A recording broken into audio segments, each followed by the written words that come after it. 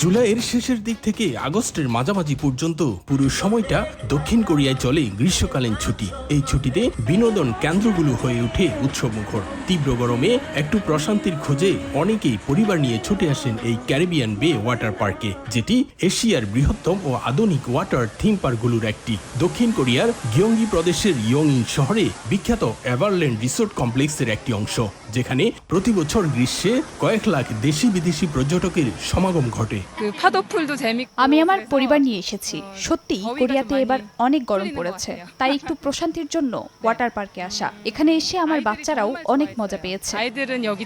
1996 সালে চালু হওয়া ক্যারিবিয়ান বে শুরু থেকেই কোরিয়ার বিনোদন জগতে বড় পরিবর্তন আনে। পশ্চিমা ক্যারিবিয়ান দ্বীপপুঞ্জের আদলে সাজানো এই পার্কে রয়েছে নানা ধরনের ওয়াটার স্লাইড, ওয়েভ পুল, স্পা এবং অ্যাডভেঞ্চার জোন। কৃত্রিম ঢেউ আর লেজি রিভার পানির উপর দিয়ে টিউব নিয়ে ভেসে থাকার আনন্দ পায় শিশু কিশোররাও। প্রথমে আমার মা আসতে চাচ্ছিল না, এদিকে বাবার অনেক আগ্রহ ছিল। এখন দেখি মা অনেক খুশি হয়েছে। আমি সবচেয়ে বেশি মজা পেয়েছি মেগা স্টর্ম ওয়েভ পুলে। এখানে এত মজা হবে ভাবতেও পারিনি।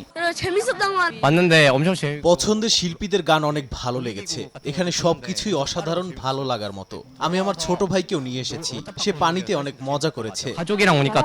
এছাড়াও ক্যারিবিয়ান বে টিকিট দিয়ে পাশের থিম পার্ক এভারল্যান্ডেও প্রবেশ করতে পারেন দর্শনার্থীরা, যেখানে রয়েছে সুসজ্জিত গাড়ির নাইট প্যারেড শো, বর্ণিল আতশবাজি প্রদর্শনী সহ নানা অ্যাডভেঞ্চার। দক্ষিণ কোরিয়া থেকে মোহাম্মদ হানিফ, সময় সংবাদ।